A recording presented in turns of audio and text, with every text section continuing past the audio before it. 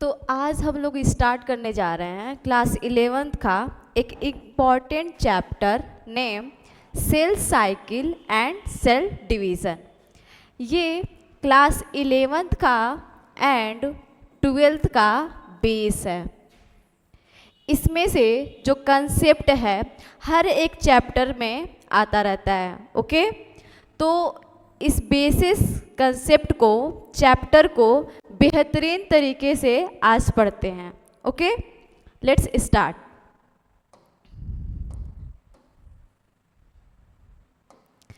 Chapter name है cell cycle and cell division. इस chapter को दो भाग में बांटा गया है। First is cell cycle and second is cell division. Cell cycle and cell division. सबसे पहले आप क्लास 9 में पढ़े होंगे कि सेल क्या होता है, व्हाट इज सेल। तो सबसे बेसिक डिफिनीशन आता है हमारे माइंड में।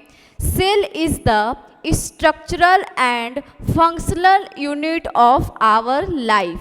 हमारे जीवन का संरचनात्मक एवं क्रियात्मक क्या है, इकाई है। ओके, सेल जो होता है दो प्रकार का होता है, prokaryotic and eukaryotic. Prokaryotic cell and eukaryotic cell. Okay,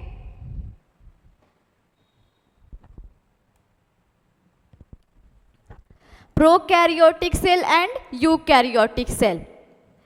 prokaryotic cell class 9th में हमें इसके बीच में डिफरेंस बताया गया होगा।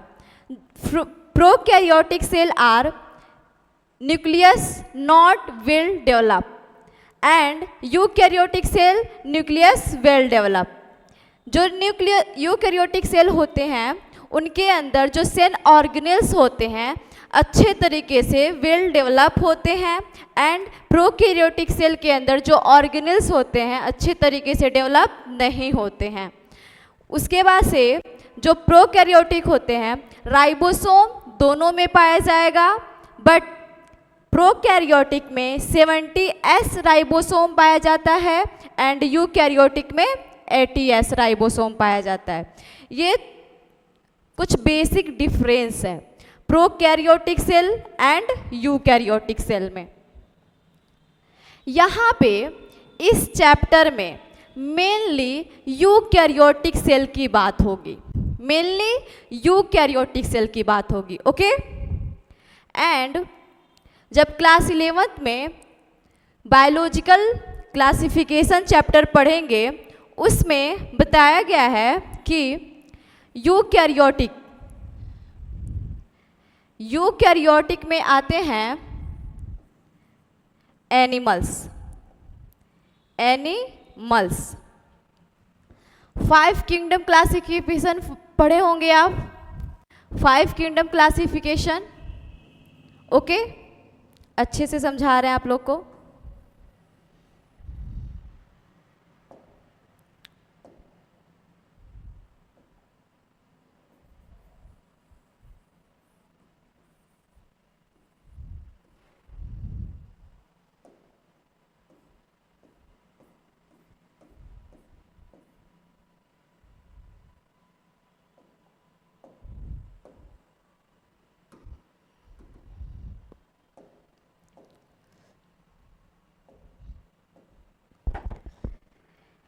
In class 11th chapter name biological classification, उसमें हमें बताया गया है कि prokaryote and eukaryote. Prokaryote and eukaryote. Prokaryote में मेनली मोनेरा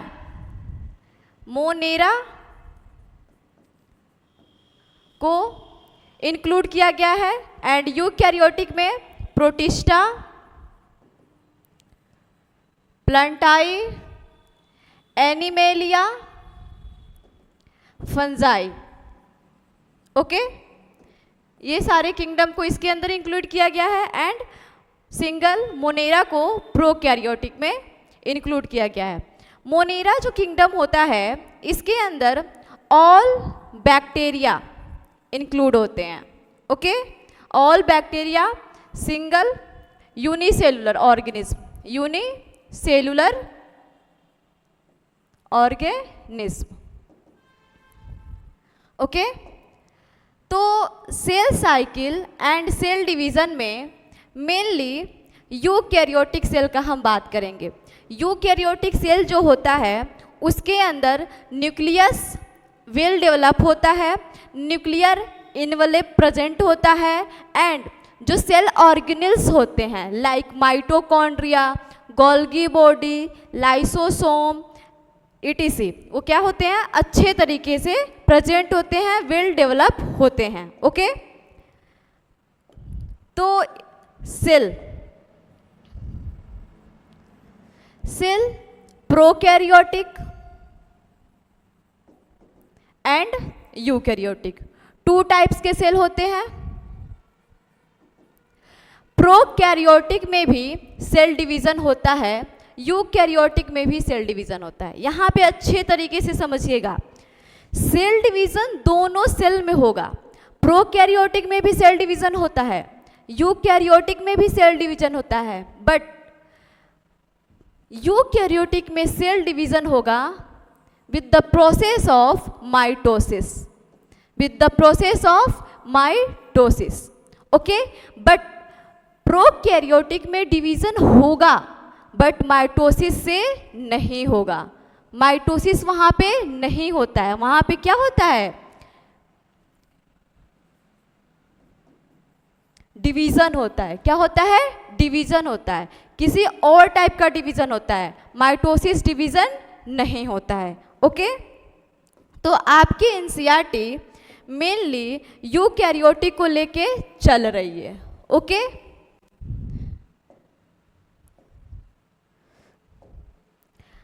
आपको पता होगा कि zygote is a single cell और सिंगल सेल। जाइगोट जो होता है सिंगल सेल होता है, इसके अंदर क्या होता है, डिवीजन। इसके अंदर क्या होता है, डिवीजन, और डिवीजन होने के बाद ये मल्टी सेल में कन्वर्ट हो जाता है, मल्टी सेल में कन्वर्ट हो जाता है। जाइगोट से बनेंगे human with of multiple of division, multi step of division. Okay, human a multi cellular organism, इनके अंदर millions and trillions of cells present होते हैं। ओके, तो ये एक सिंगल सेल से मल्टी सेल बना है। ओके, और किस डिवीजन से बना है, माइटोसिस डिवीजन से। किस डिवीजन से बना है, माइटोसिस डिवीजन से। ओके, तो इन सब चीज़ों को बताने का मतलब ये है कि हर एक सेल में, हमारे बॉडी में हर एक सेल में डिवीज़न होता है। अब आपके माइंड में ये सवाल होगा कि ये डिवीज़न होता ही क्यों है, आखिर में इस चैप्टर को हम पढ़ ही क्यों रहे हैं, cell cycle and cell division. Okay, तो इस चैप्टर को पढ़ने का मेन मकसद ये है कि एक सेल से 2 सेल बनेगा, 2 सेल से 4 सेल बनेगा। ओके, सिंगल सेल, एक टाइम पे हम भी एक सिंगल सेल से एक ह्यूमन बने हैं। ओके, एक ह्यूमन बने हैं। क्यों, कैसे, किस प्रोसेस से, इसी माइटोसिस वाले प्रोसेस से, सेल डिवीज़न वाले ही क्या है, प्रोसेस से बने हैं। ओके, तो इसे पढ़ना इम्पोर्टेंट इसीलिए है कि ये डिवीज़न होता कहाँ है, क्या प्रोसेस है, किस लिए होता है। ओके, चलिए फिर इस चैप्टर को स्टार्ट करते हैं। एनसीईआरटी के लाइन में ये दिया है कि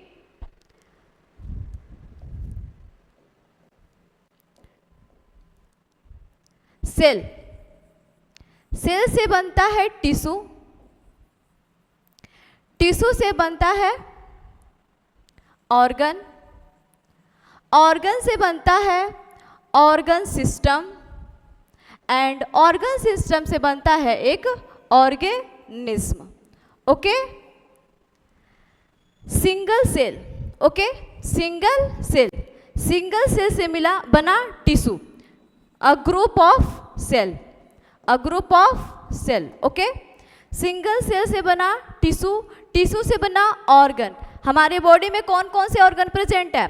like liver, okay, stomach, small intestine, large intestine, ये सारे क्या है? हार्ट हो गया, किडनी हो गया, ये सारे क्या हैं? हमारे बॉडी में ऑर्गन है, और ये एक सिंगल सेल से ही मिलकर ऑर्गन बने हैं। ऑर्गन से बना है organ system, organ system like respiratory system, digestive system, circulatory system. Okay, बहुत सारे ऑर्गन मिलके एक काम को करते हैं, तो उसे क्या बोल जाते हैं? सिस्टम बोलते हैं। ओके, उसके बाद से बनता है एक ऑर्गेनिज्म, एक complete organism like a human. Okay, ये क्या है? एक प्रोसेस है। सेल से बना टिश्यू, टिश्यू से बना ऑर्गन, ऑर्गन से बना ऑर्गन सिस्टम एंड एक organism. Okay,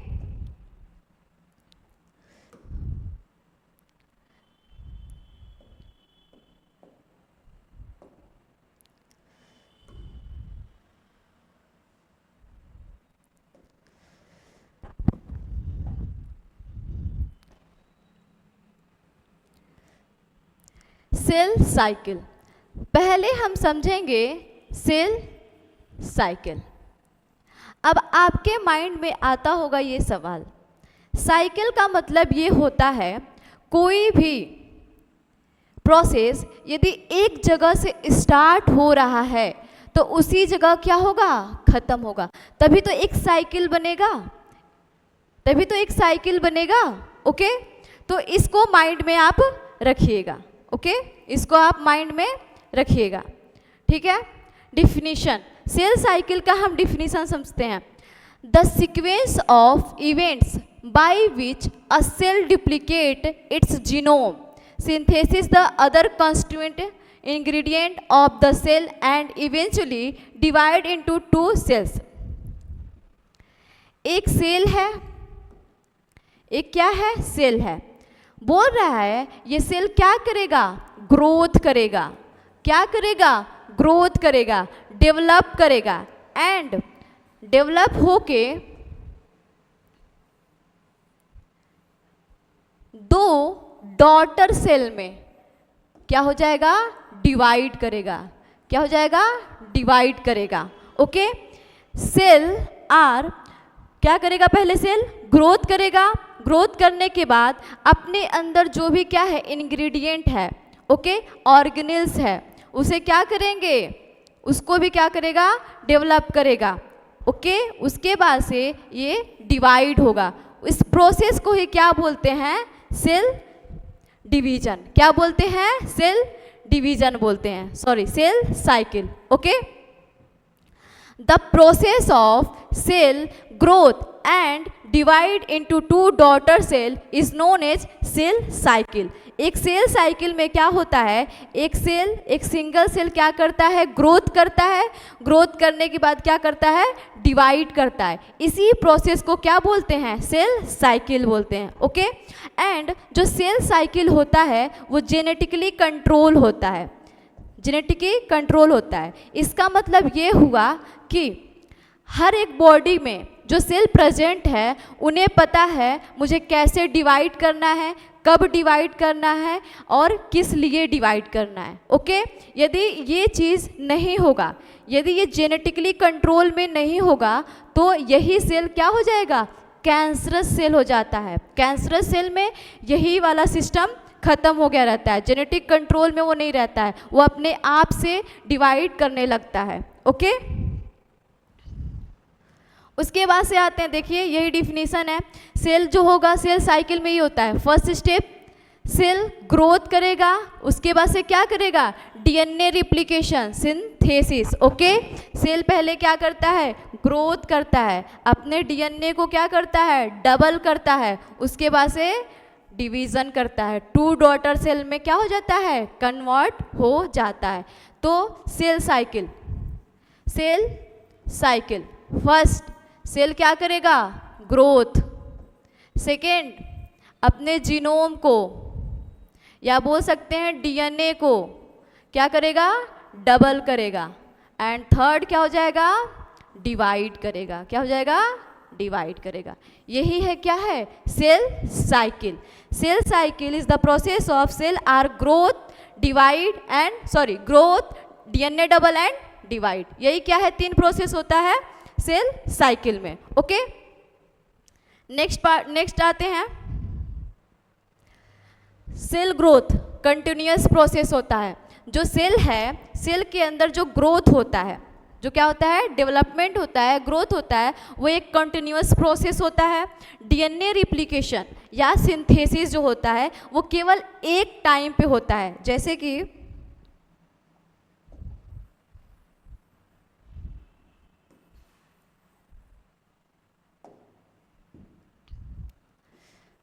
cell growth, cell growth, उसके बाद से आता है डीएनए सिंथेसिस,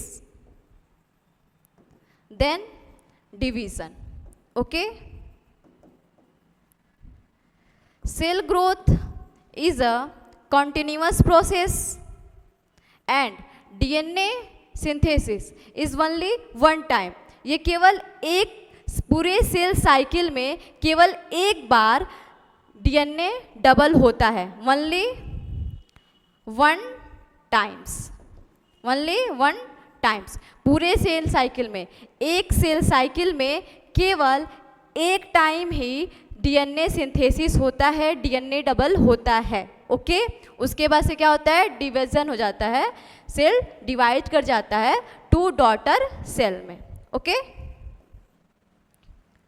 नेक्स्ट आते हैं, देखते हैं phases of cell cycle. Okay, देखिए पहले हम पढ़े सेल साइकिल के बारे में। फर्स्ट रिकैप करते हैं, सेल ग्रोथ करेगा, डीएनए सिंथेसिस करेगा एंड डिवाइड करेगा, इसे बोलते हैं सेल साइकिल। ओके, एक और पॉइंट, जो सेल साइकिल होता है वो जेनेटिक कंट्रोल होता है। सेल ग्रोथ होता है वो एक कंटिन्यूअस प्रोसेस है। ओके, बट जो सेल डीएनए सिंथेसिस है, जो डीएनए डबल हो रहा है, जीनोम डबल हो रहा है, वो केवल एक सिंगल टाइम होता है। आगे हम आपको इसे एक्सप्लेन करेंगे। ओके, उसके बाद से जो डीएनए सिंथेसिस होगा, उसके बाद से जो सेल होगा वो क्या करेगा, डिवाइड करेगा 2 डॉटर सेल में। ओके, उसके बाद से आते हैं phases, phases of cell cycle. Okay, phases of cell cycle. Okay, phases of cell cycle. Phases क्या है, फेज क्या है? ओके, फेज में आया है इंटरफेज एंड एम फेज।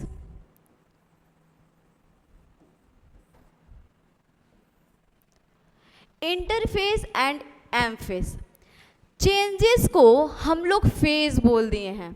क्या बोल दिए हैं? चेंजेस, बदलाव, बदलाव को क्या बोले हैं? फेज। ओके, इंटरफेज, इंटरफेज या इसी को हम बोलते हैं रेस्टिंग फेज। क्या बोलते हैं? Resting phase. ओके, और इसे बोलते हैं माइटोसिस फेज। क्या बोलते हैं? Mitosis phase.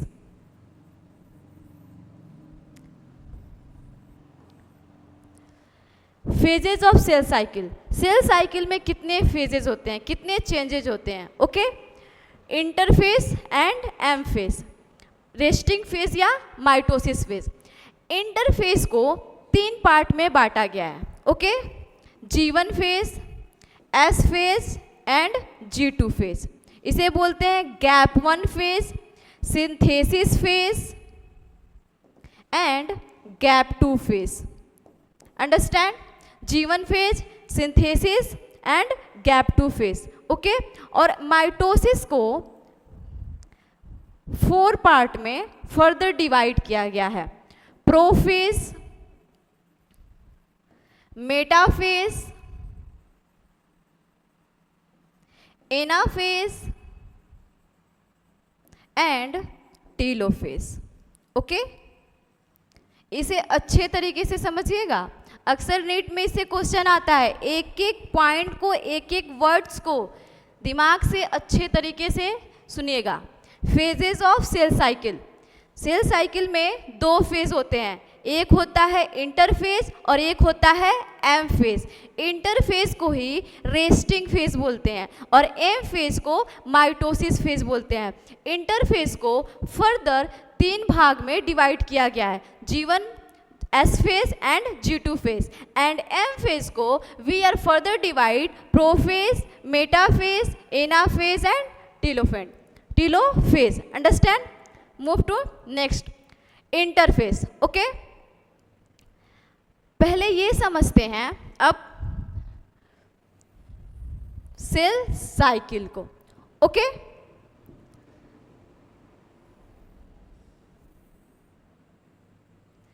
This is M phase.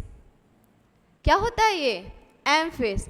And ये जो क्या है, ये सारा इंटरफेज है, इंटरफेज, ओके। ये एक सेल साइकिल है, ओके। और इसे डिवाइड किया है 2 भागों में, इंटरफेज एंड एम फेज को, ओके। उसके बाद से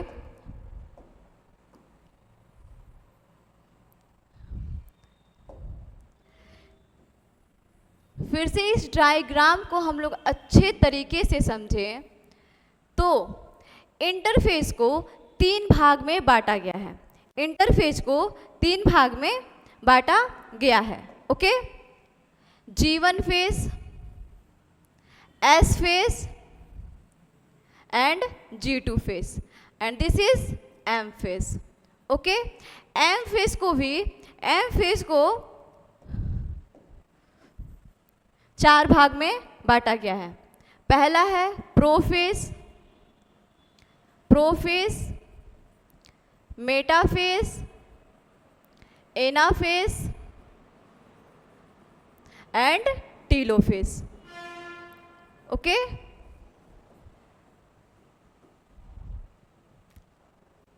ये हमारा क्या है? सेल साइकिल है।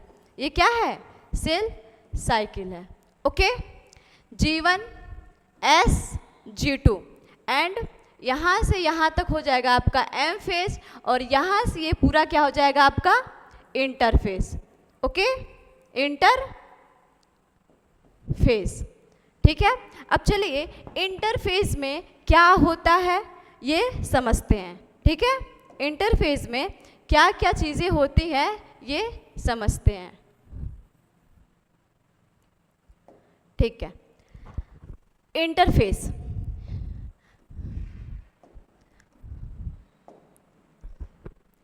the time during which the cell is preparation for division by undergoing both cell growth and DNA replication in orderly manner। बोला जा रहा है कि जो इंटरफेज होता है इसके अंदर जो सेल है ये ऐसा समय है जिसके अंदर सेल अपने आप को प्रिपेयर करता है, अपने आप को तैयार करता है डिवीज़न के लिए, ओके। जैसे कि यदि कोई कंपटीशन एग्ज़ाम है, कंपटीशन एग्ज़ाम सपोज डैट कि आज कितना है, समझ लीजिए 3 जून है, ओके। तो कंपटीशन एग्ज़ाम 3 जून को है नीट का, बट नीट एग्ज़ाम को देने के लिए, नीट एग्ज़ाम अटेम्प्ट करने के लिए इसके पीछे हम 6 महीने, 10 महीने या 1 ईयर, 1 साल क्या करते हैं, प्रिपरेशन करते हैं, क्या करते हैं, तैयारी करते हैं, ताकि हमारा एग्ज़ाम क्या करे, अच्छे से जाए। Same is it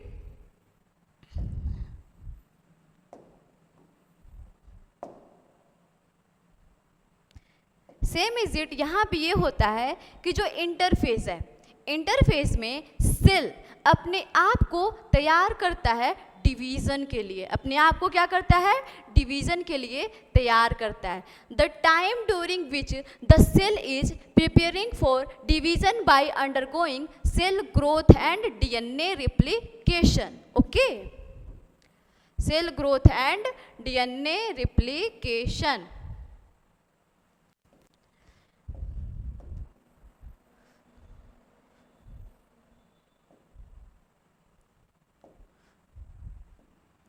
okay, interphase आपको सेल साइकिल बनाए थे।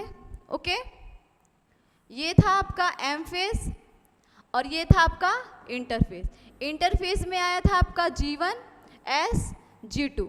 Okay, so interphase represent phase between 2 successive M phase. ये एनसीईआरटी की लाइन है एक एक, और ये सीधे टिट्टो लाइन उठा के नीट में पूछ देता है। Okay, represent the phases between 2 successive M phase. बोल रहा है कि जो एम फेज, जो इंटरफेज होता है, जो इंटरफेज होता है वो एम फेज के बीच में आता है। जैसे कि एम फेज यहाँ पे क्या होगा, स्टार्ट हुआ, यहाँ पे इंटरफेज स्टार्ट हुआ और यहाँ पे इंटरफेज क्या हुआ, एंड हुआ। स्टार्ट एंड, फिर क्या ये दोनों के एम फेज के बीच में यहाँ पे पा रहा है 2 सक्सेसिव एम फेज। बातों को समझिएगा, 2 सक्सेसिव एम फेज के बीच में क्या पाया जाता है, इंटरफेस पाया जाता है। ओके, एक तो स्टार्टिंग में और एक तो एंडिंग में। Okay, second, gap between 2 M phase. 2 M phase के बीच में जो गैप होता है उसे क्या बोलते हैं, इंटरफेस बोलते हैं। ओके,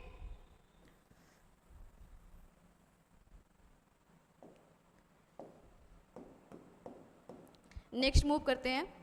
देखिए, अब इंटरफेस में टाइम ड्यूरेशन बहुत पूछ देता है, और अक्सर एनसीईआरटी की लाइन है ये कि इन यूकैरियोटिक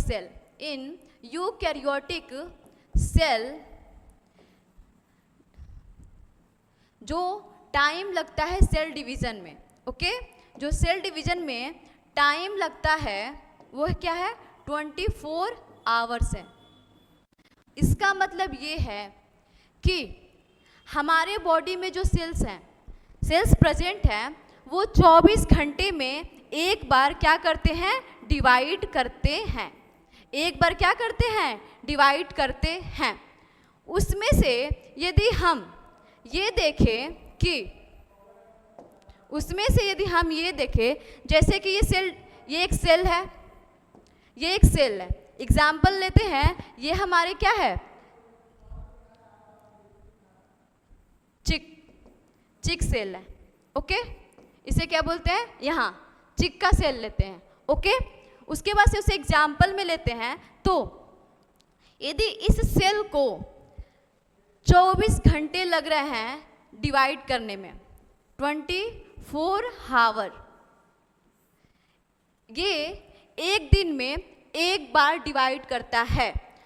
तो यदि इस 24 आवर को डिवाइड किया जाए कि किस फेज में कितने टाइम लगते हैं, तो आप देखेंगे कि 23 आवर्स लगे इंटरफेज में, एंड ओनली 1 आवर्स लगे केवल एम फेज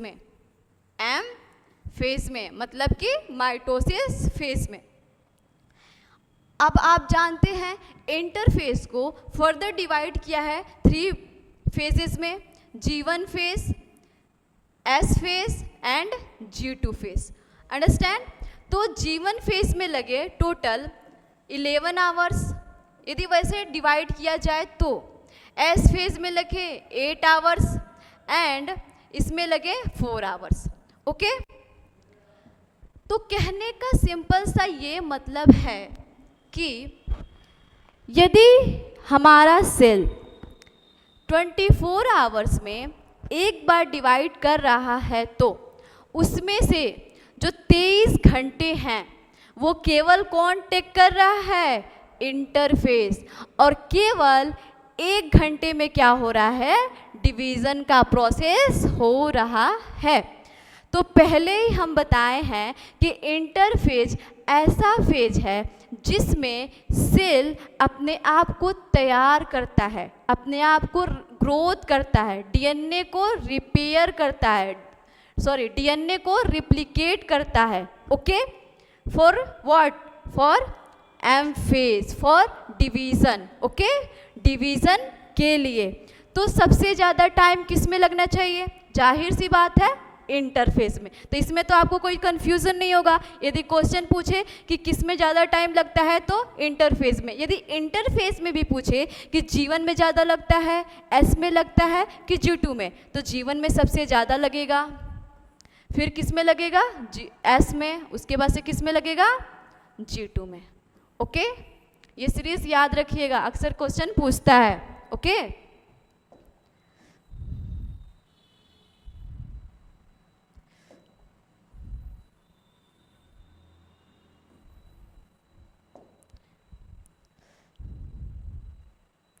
तो एनसीईआरटी का लाइन दिया है कि यदि सेल साइकिल को फेजेस को 100% दिया जाए तो उसमें से 95% जो होता है, 95% या 95% से ज़्यादा जो टाइम टेक करता है वो क्या है?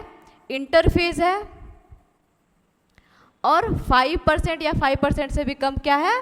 एम फेज है। Okay, interphase more than 95% of the duration of cell cycle. Okay, cell cycle का सबसे जो ज़्यादा टाइम लेता है वो कौन है? इंटरफेस है, जो क्या है? 95%। ओके, नेक्स्ट टू, उसके बाद से चलिए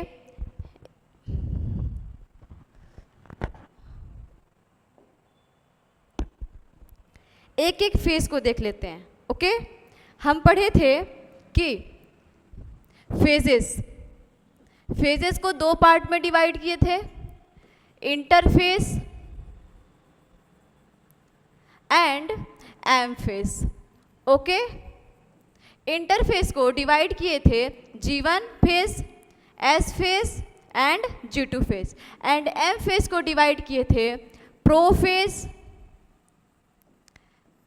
metaphase, anaphase and telophase. Okay, चलिए एक एक को अब देखते हैं। फर्स्ट देखते हैं G1 फेज को। ओके,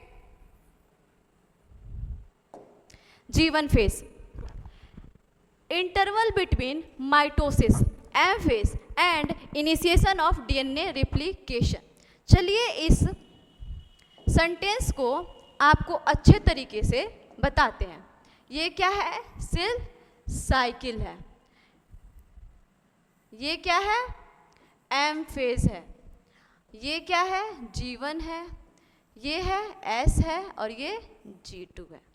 ओके, इस फेज को बोलते हैं सिंथेसिस फेज, सिंथेसिस फेज या डीएनए क्या होता है? डुप्लीकेट होता है। ओके, तो G1 फेज को हम पढ़ रहे हैं, मतलब कि G1। ओके, तो बोल रहा है कि इंटरवल बिटवीन माइटोसिस, मतलब कि एक माइटोसिस और एक माइटोसिस के बीच में क्या होता है? इंटरवल होता है। G1 क्या है? And initiation of DNA replication. क्या G1 के बाद ही डीएनए रिप्लिकेशन इनिशिएट होता है, स्टार्ट होता है? एस फेज में क्या होता है, डीएनए रिप्लिकेशन क्या होता है, स्टार्ट होता है। तो इसी से समझिए, इस पे ज़्यादा ध्यान मत दीजिए, इस फिगर पे ज़्यादा ध्यान दीजिए। G1 phase is the initiation of DNA replication, initiation of DNA replication. तो बोल रहा है कि G1 जो होता है interval between mitosis phase and synthesis phase. G1 phase is the interval between mitosis phase and DNA synthesis phase या S phase या synthesis phase। ये तीनों बोल सकते हैं, तीनों लैंग्वेज में क्वेश्चन आ सकता है। ओके, तो G1 is the interval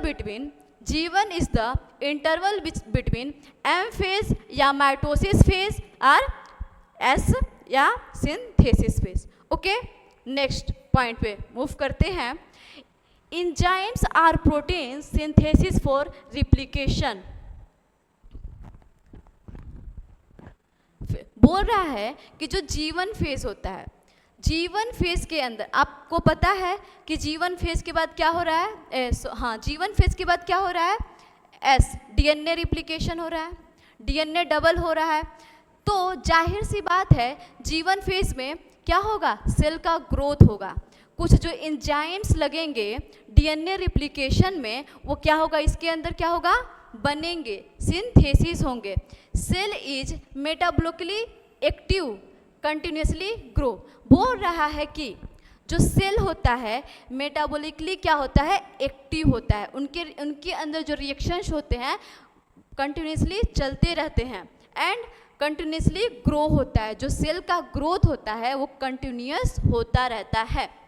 DNA damage repair, G1 phase में ही जो डीएनए डैमेज होता है वो क्या होता है, रिपेयर होता है। उसके बाद से cell decide to divide or not.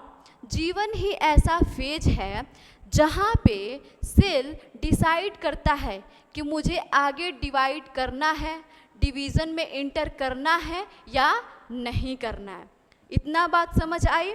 तो G1 फेज को एक बार और रिवाइज करते हैं कि G1 phase is the gap between M phase and S phase. G1 phase is the gap between mitosis phase and synthesis phase. Okay, next G1 phase में ही enzymes क्या होंगे, बनेंगे। कुछ प्रोटीन्स क्या होंगे, बनेंगे। क्यों बनेंगे, जाहिर सी बात है, सोचिए कि G1 फेज के बाद ही सिंथेसिस हो रहा है। किसका हो रहा है, डीएनए का सिंथेसिस हो रहा है, रिप्लिकेशन हो रहा है, डुप्लीकेट हो रहा है।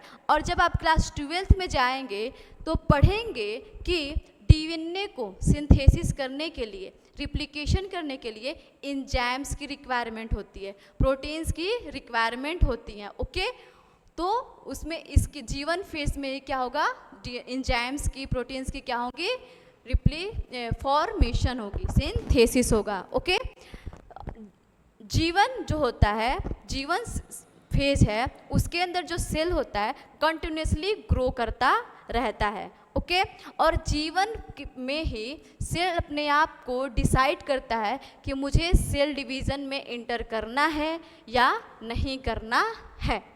ओके, इतने बात समझ आई। तो आगे बढ़ते हैं, ठीक है। उसके बाद से आते हैं G2 फेज पे। क्या बोलते हैं, G2 फेज पे। ओके, तो फिर से उस फिगर को बना लेते हैं, उस फिगर को बना लेते हैं। ये है M फेज, ये है G1 फेज, ये है S फेज और ये है G2 फेज। ओके, तो अब आप अपने आप से बताइए, फर्स्ट बताए थे कि G1 phase is the gap between M phase and S phase. Understand. अब आप G2 फेज बताइए, G2 फेज को क्या बोलते हैं, क्या बोलेंगे ये बताइए। G2 phase is the gap between M phase and S phase. G2 phase is the gap between M phase and S phase. इसे हम post synthetic or pre mitotic phase भी बोलते हैं। इस बात को चलिए एक्सप्लेन करते हैं। पोस्ट सिंथेसिस फेज या post synthetic phase. S phase को क्या बोलते हैं? सिंथेसिस बोलते हैं। क्या बोलते हैं? Synthesis phase. क्या इसके बाद से आ रहा है G2? इसके बाद से आ रहा है G2, तो क्या इसे पोस्ट बोलेंगे? तो इसलिए इसे बोलते हैं पोस्ट सिंथेटिक फेज। ओके, और जीवन को हम ये भी बोल सकते हैं प्री सिंथेटिक फेज। क्या बोल जा सकते हैं? Pre synthetic phase. G2 को क्या बोल, एम फेज, इसे बोलते हैं माइटोसिस फेज। क्या एम फेज के पहले G2 फेज आ रहा है, तो क्या इसे बोल सकते हैं प्री माइटोसिस फेज? तो वही बात है। तो G2 को हम तीन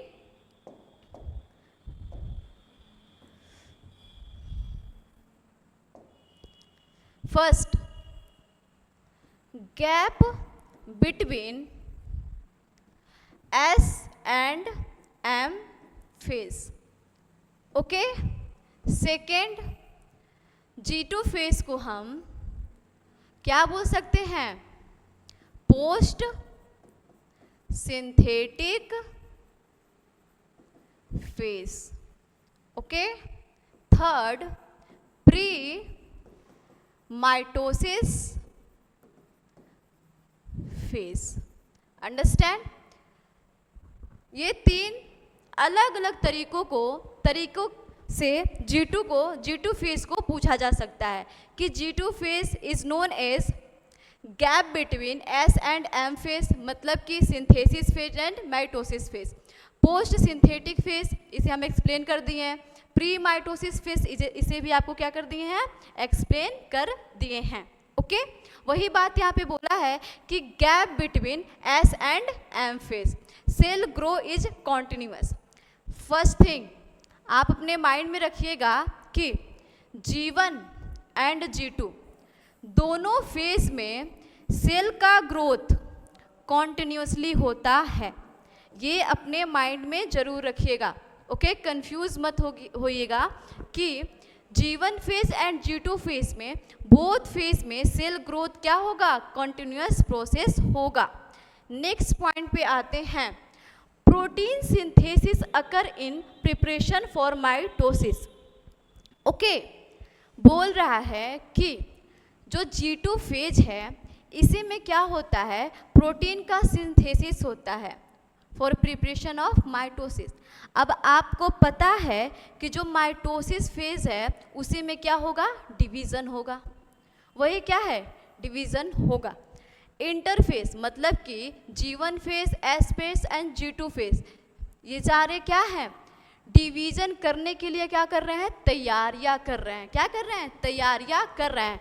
तो G2 फेज क्या तैयारी कर रहा है? कि प्रोटीन का सिंथेसिस कर रहा है फॉर माइटोसिस। और यहाँ पे मेनली एक प्रोटीन का फॉर्मेशन होता है, ट्यूबुलिन प्रोटीन। क्या होता है? Tubulin protein. वो जो क्या करता है? स्पिंडल फाइबर बनाने में मदद करता है। अब आगे आपको समझाएंगे कि ये ट्यूबुलिन प्रोटीन क्यों बना है, स्पिंडल फाइबर क्या है और इसका काम क्या है सेल डिवीज़न में। ओके, उसके बाद से बोल रहा है कि synthesis of some organelles, mitochondria, plastid. बोल रहा है कि G2 फेज में कुछ ऑर्गेनेल्स के भी क्या होते हैं? सिंथेसिस होते हैं, लाइक माइटोकॉन्ड्रिया एंड प्लास्टिड। आप जानते हैं कि mitochondria for what? Energy. Plastid for what? इसका भी क्या है? यूजेस हैं। ओके, सो G2 फेज पे फिर से आते हैं। G1 फेज पे पहले रिवाइज करते चलते हैं। G1 phase, gap between M phase and S phase. Understand? G1 phase क्या था? Gap between M phase and S phase, and G2 gap between S phase and M phase. समझ आई आपको बातें? उसके बाद से सेल ग्रोथ कंटिन्यूस होगा। G1 में भी G2 में भी सेल का ग्रोथ क्या होगा? कंटिन्यूअस होगा। अब आप ऐसे याद करने का कोई मतलब नहीं है, आप कंसेप्ट को समझिए। आप जब कंसेप्ट को समझेंगे तो याद करने वाली यहाँ पे कोई चीज़ ही नहीं है। ठीक है, आप केवल इस डायग्राम को, इस सेल साइकिल को बस माइंड में रखिए। इससे आपकी सारी क्वेश्चंस सारे क्वेश्चंस क्या हो जाएंगे, लग जाएंगे। बस इस डायग्राम को अपने माइंड में रखिए, सारे क्वेश्चन यूं हो जाएंगे। Okay, G1 phase gap between M S, G2 phase gap between S and M। उसके बाद से समझा दें कि G1 को क्या बोलते हैं, S को क्या बोलते हैं, G2 को post synthesis, pre mitosis. Okay, ये सारे एक्सप्लेन कर दिए हैं। Let's move forward. ओके, अब आते हैं S फेज पे। Okay, S phase, S phase में आपको बताए हैं कि इसे बोलते हैं सिंथेसिस फेज। क्या बोलते हैं, सिंथेसिस फेज। और जब हम आपको सेल डिवीजन सेल साइकिल पढ़ा रहे थे, उसका डिफिनीशन बताएं कि सेल साइकिल में क्या होता है। सेल ग्रो करेगा, डीएनए को सिंथेसिस करेगा, डिवाइड करेगा, यही क्या है, सेल साइकिल है। सेल साइकिल क्या है, सेल क्या करेगा, ग्रो करेगा, डीएनए को क्या करेगा, सिंथेसाइज करेगा, डीएनए सिंथेसाइज करेगा, देन क्या हो जाएगा, डिवाइड हो जाएगा। यही क्या है, सेल साइकिल है। सेल साइकिल का मतलब क्या है, सेल ग्रो किया, डीएनए सिंथेसिस किया और क्या हो गया, डिवाइड हो गया। यही बात आपको समझाए थे। यहीं पे एक आपको बात बताए थे कि जो सेल ग्रोथ होता है वो क्या होता है, एक कंटिन्यूअस प्रोसेस है। पूरे सेल साइकिल में जो सेल है वो ग्रो करता रहता है। और यही बात आपको हम G1 में भी बताए हैं और यही बात आपको G2 में भी बताए हैं कि सेल का जो ग्रोथ होगा वो कॉन्टिन्यूअस होगा। बट आते हैं डीएनए सिंथेसिस पे।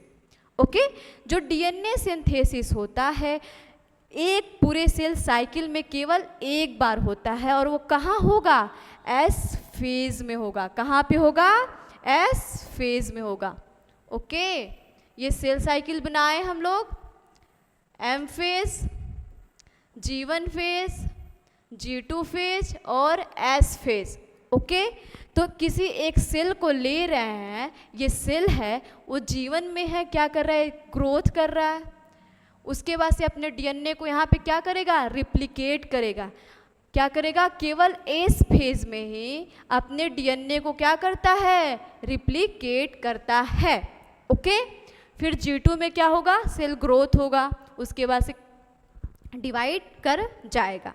ये बात आपको पहले ही हम क्या किए हैं, समझा चुके हैं। ठीक है, तो बोल रहा है कि DNA synthesis or replication take place. इस फेज के अंदर डीएनए सिंथेसिस होता है या डीएनए रिप्लिकेशन होता है। एक डीएनए अपना जैसे ही एक कॉपी बनाता है, इसके कहने का मतलब ये है। ओके, रिप्लिकेशन करता है। अमाउंट ऑफ डीएनए पर सेल डबल। बोल रहा है कि यदि ये एक सेल है, इसके अंदर जो डीएनए का अमाउंट है ऐसे एक है, केवल अभी थ्रेड से समझते हैं। ओके, तो पर सेल पे जितने भी सेल होंगे उसका जो क्या होगा, डीएनए क्या होगा, डबल होगा। क्या होगा, डबल होगा। बोल रहा है कि इफ डिनोटेड, यदि हम बोल रहे हैं कि ये सेल है। ओके, ये एक सेल है G1 फेज में, समझिएगा ध्यान से, यहीं पे बहुत सारी कन्फ्यूजन्स आते हैं। ओके, ये एक सेल है G1 फेज में है अभी। ओके, तो ग्रो करेगा, जो रिप्लिकेशन के लिए एंजाइम्स, प्रोटीन्स वगैरह इसे क्या करना है, सिंथेसिस करेगा, सिंथेसिस करेगा, डिसाइड करेगा कि डिवाइड करना है कि नहीं करना है। ये सारी प्रोसेस कर लिया और एस फेज में एंटर किया। किस में एंटर किया, एस फेज में इंटर किया। ओके, तो एस फेज में क्या होगा, अपने डीएनए को डबल करेगा। तो बोल रहा है एनसीईआरटी कि यदि हम किसी सेल को, उसके डीएनए को डिनोट करते हैं कि यदि वो G1 फेज में है तो उसका जो डीएनए का कंटेंट है वो 2C है, डीएनए का जो कंटेंट है 2C है, तो एस फेज में डीएनए का कंटेंट क्या हो जाएगा, डबल हो जाएगा। वो क्या हो जाएगा, 4C। क्या हो जाएगा? 4C, क्योंकि क्या हुआ है? डीएनए डबल हुआ है, डीएनए रेप्लिकेट हुआ है। ओके, उसके बाद से जब हम G2 फेज में आएंगे तो जो सेल का जो क्या होगा? डीएनए होगा 4C ही रहेगा।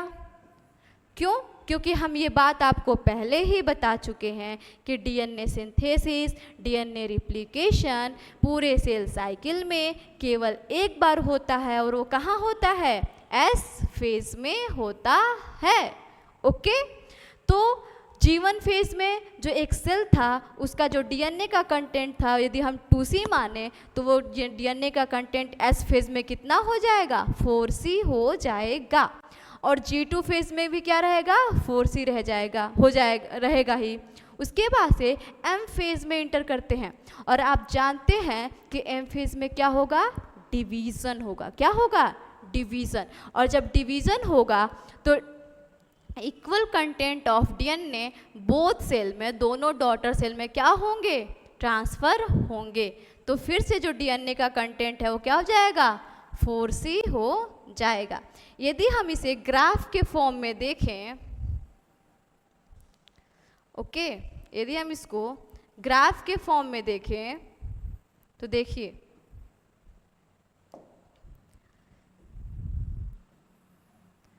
यदि आप इसे डीएनए कंटेंट मानिए और इसे फेजेस मानिए, इसे क्या मानिए? फेजेस। ओके, ओके, उसके बाद से इसे फेजेस मानिए। ठीक है, तो ये G1 मान लीजिए, G2 मान लीजिए, S मान लीजिए और M मान लीजिए। ओके, तो एक सेल है, ये क्या है? एक सेल है। G1 में इसका डीएनए ऐसे है। ओके,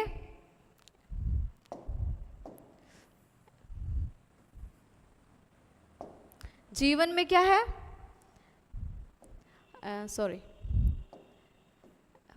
S फेज आ गया एंड G2 फेज आ गया। ओके, तो G1 में डीएनए इसको हम मानते हैं 2C, तो इसका डबल हो जाएगा। क्या हो जाएगा? इसका डबल हो जाएगा यहाँ पे 4C। ओके, यहाँ पे क्या हो जाएगा? 4C, 2C 4C। उसके बाद से फिर से G2 में यदि आएंगे तो क्या हो जाएगा? कम हो जाएगा। ठीक है,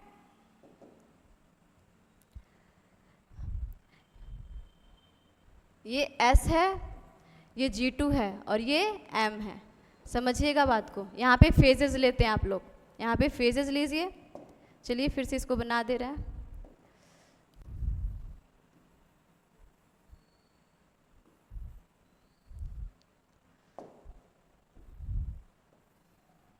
यहाँ पे फेजेस लीजिए और यहाँ पे डीएनए कंटेंट लीजिए। ओके, तो G1 का बात करें, S का, G2 का एंड M का, तो G1 में क्या होगा? यहाँ पे 2C है, यहाँ पे 4C है। ओके, G1 में क्या है? 2C है, क्या है? यहाँ पे क्या हो गया? 4C। फिर G2 में भी 4C ही रहेगा। फिर उसके बाद से M फेज में क्या आ जाएगा? 2C ही हो जाएगा। ओके, तो ये क्या है? डीएनए कंटेंट है एंड फेजेस के बीच में क्या है? ग्राफ है। इससे ये पता चल रहा है कि सिंपल सा यही क्वेश्चन आएगा कि G1 फेज में डीएनए कंटेंट कितना होता है? 4 ऑप्शन दे देगा, उसे लगाना रहेगा। तो बस आप एक बात याद रखिए कि S फेज में क्या होता है? डीएनए सिंथेसिस होता है, वहीं पे डबल होगा। और S फेज में यदि 2C है G1 में तो 4C हो जाएगा। उसके बाद से क्या हो जाएगा? G2 में भी क्या रहेगा? 4C। M में फिर से क्या हो जाएगा? 2C। क्यों 2C होगा उसे आगे बताए हैं, क्योंकि डिवाइड होगा। एक सेल है, इसमें डिवीज़न होगा, 2 सेल बनेंगे तो 2C। ओके, बट यहाँ पे एक और बात NCERT बोल रहा है कि यहाँ पे केवल डीएनए डबल होगा, क्रोमोसोम डबल नहीं होंगे। क्या होंगे? क्रोमोसोम डबल नहीं होंगे। यहाँ पे केवल डीएनए डबल होगा, क्रोमोसोम डबल नहीं होंगे। ठीक है, यहाँ पे देखिए S फेज में शुरू से देख लेते हैं। S फेज को बोलते हैं सिंथेसिस फेज। एस फेज जो होता है किसके बीच में गैप आता है, G1 एंड G2 के बीच में। उसके बाद से बोल सकते हैं कि जो एस फेज होता है इसमें डीएनए रिप्लिकेशन होता है, केवल एक बार ही डीएनए रिप्लिकेशन होता है पूरे सेल साइकिल में। और यदि डिनोट करें G1 फेज में जो डीएनए कंटेंट है वो 2C है, तो एस फेज में क्या हो जाएगा 4C, और G2 में भी 4C ही रहेगा, क्योंकि G2 में कोई भी क्या होता है, रिप्लिकेशन नहीं होता है, सिंथेसिस नहीं होता है। ओके, उसके बाद से जो क्या होते हैं एम फेज में आएंगे तो फिर से वो क्या हो जाएगा, डीएनए कंटेंट 2C हो जाएगा बिकॉज ऑफ डिवीजन। क्या हो जाएगा, डिवीजन। यहाँ पे एक और पॉइंट लिखता है एनसीईआरटी कि डीएनए तो डबल हो रहा है, डीएनए डबल से क्रोमोसोम का कोई लेना देना नहीं है। इतना बात समझिएगा आप कि डीएनए डबल हो रहा है बट इसमें क्रोमोसोम का कोई लेना देना नहीं है। समझ आया? यदि हम आपको समझाएं, अब आपके दिमाग में क्वेश्चन आता होगा कि मैम क्या डीएनए डबल होगा तो क्रोमोसोम वगैरह कुछ भी। फिर ये क्या है, एक क्रोमोसोम है, ये क्या है, एक क्रोमोसोम है। ओके, ये क्या है, सिस्टर क्रोमैटिड्स है। ये क्या है, क्रोमैटिड है, क्रोमैटिड है, क्रोमैटिड। ओके, ये क्या है, काइनेटो, यहाँ पे लगे रहते हैं जो भी हो, ठीक है। बस सिंपल सा समझने का मतलब ये है कि ये सेंट्रो, यदि आपको क्रोमोसोम समझना है तो केवल एक चीज माइंड में रखिए, सेंट्रोमियर। जितने सेंट्रोमियर उतने chromosome. Centromere, centromere equal to chromosome. ये फॉर्मूला याद रखिएगा, जितने सेंट्रोमियर उतने क्रोमोसोम, ठीक है।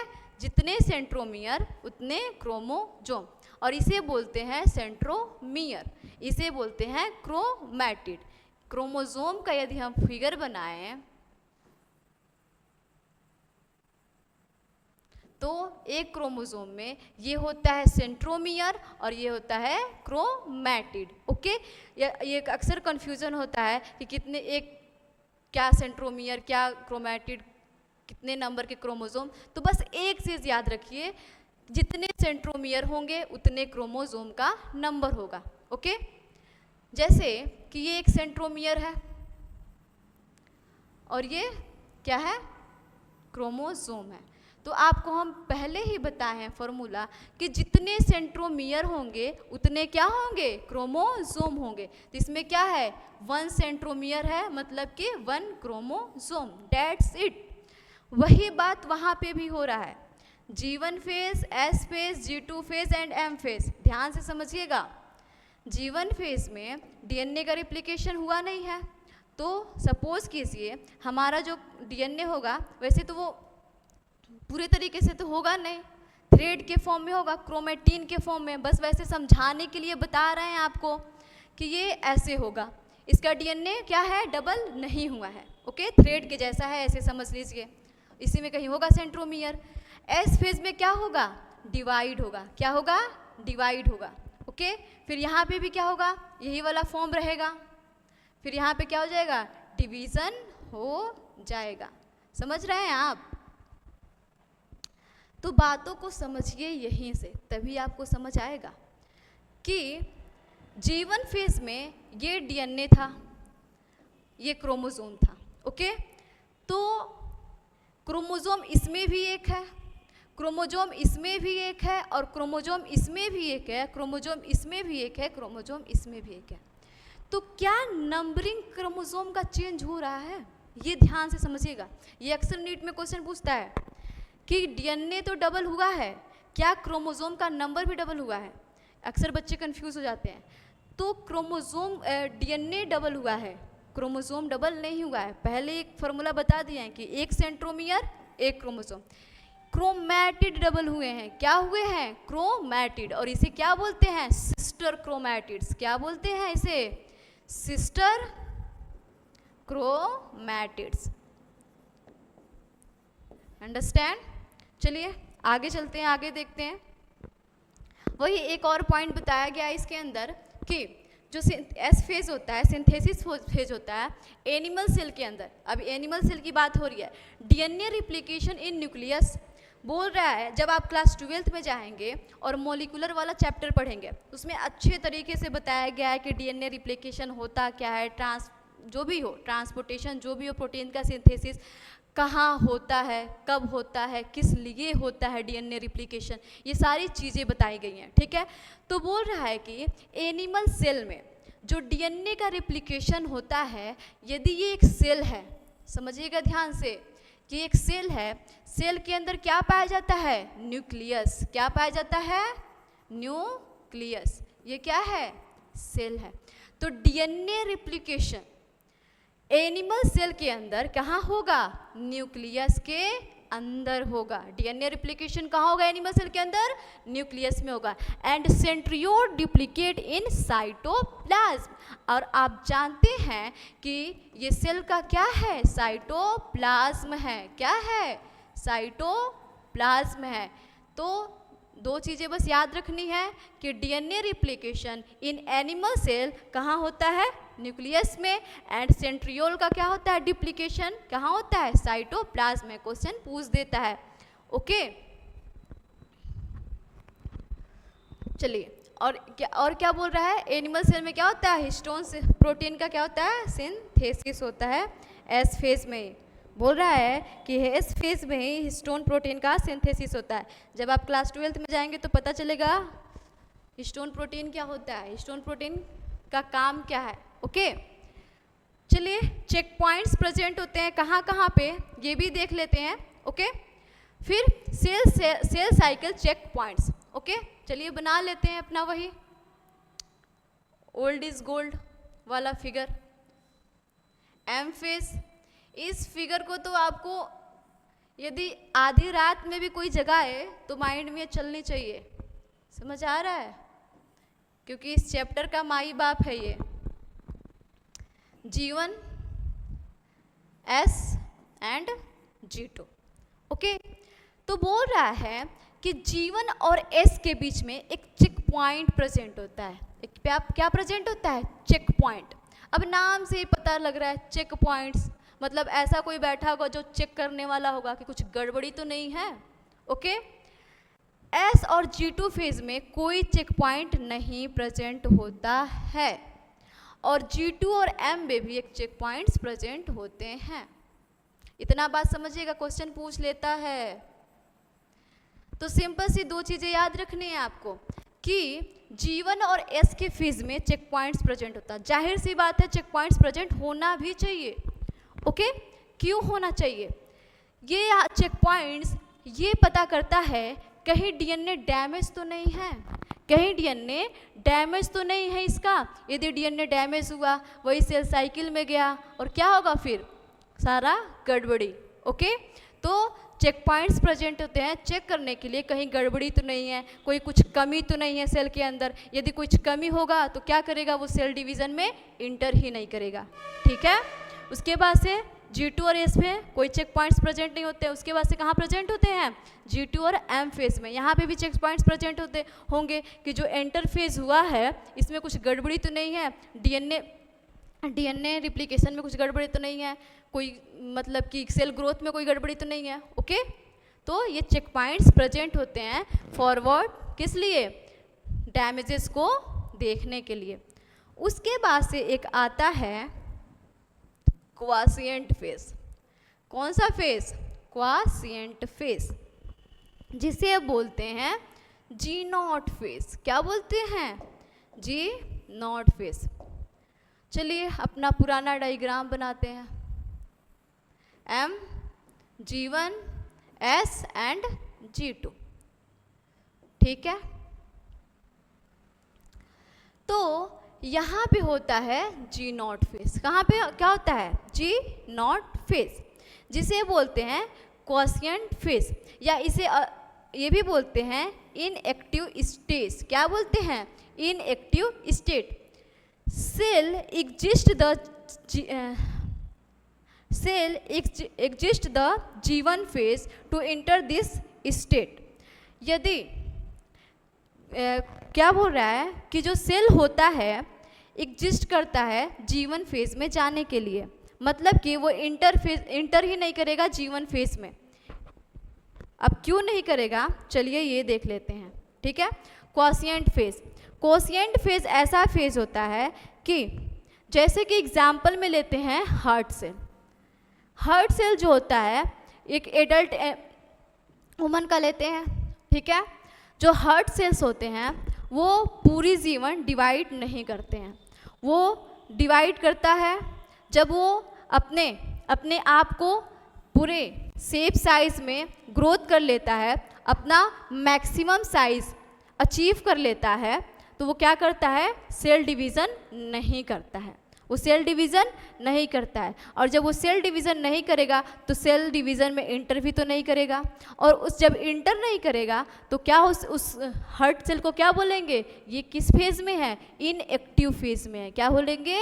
इनएक्टिव फेज में है, या इसे क्या बोलेंगे?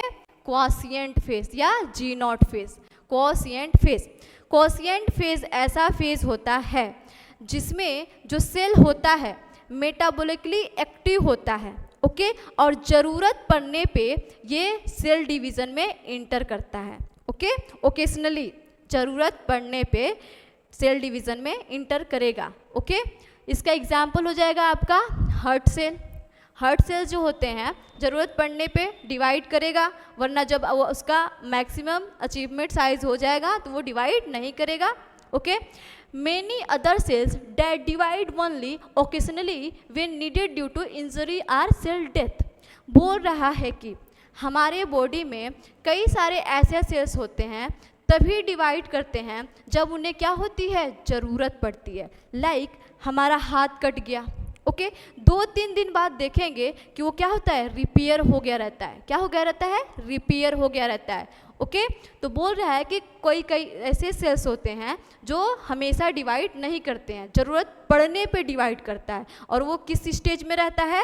इनएक्टिव स्टेज में रहता है। और एक्टिव तभी होता है जब उसे क्या है? ज़रूरत पड़ती है।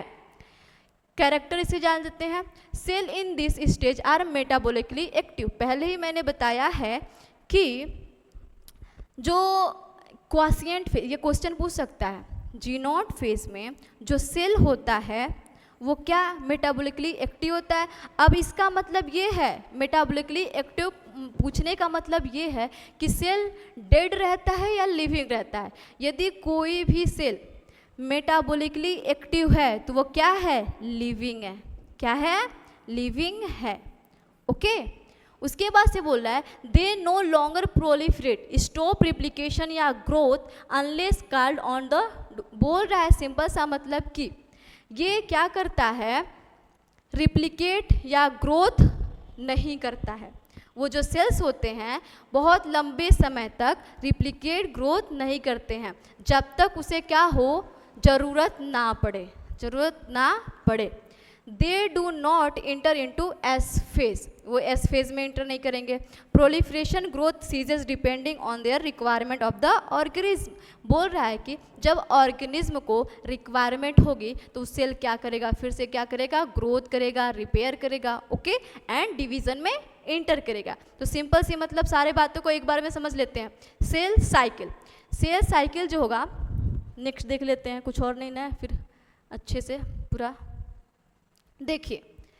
पहले रिकैप कर देते हैं, ओके, एक बार। सेल साइकिल, सेल ग्रोथ किया, डीएनए रिप्लिकेशन किया एंड क्या किया? डिवाइड किया। इसे क्या बोलते हैं? Cell cycle. सेल साइकिल जो होता है जेनेटिकली कंट्रोल में होता है, ओके। उसके बाद से सेल जो ग्रोथ होता है वो कंटिन्यूअस प्रोसेस है, बट जो डीएनए सिंथेसिस है, डीएनए रिप्लिकेशन वाला सिस्टम है, प्रोसेस है, वो केवल एक पूरे सेल साइकिल में केवल एक बार होता है, सिंगल टाइम होता है, ओके। उसके बाद से आते हैं फेजेस पे। तो इंटरफेज और एम फेज। इंटरफेज को फिर से 3 भाग में बांटा गया, G1 phase, S phase and G2 phase. M phase को prophase, metaphase, anaphase and telophase. Okay, फिर G1 फेज को एक एक करके देखिए हम लोग। अब आगे नेक्स्ट की क्लास में एम फेज को अच्छे तरीके से समझेंगे। Okay, thank you so much.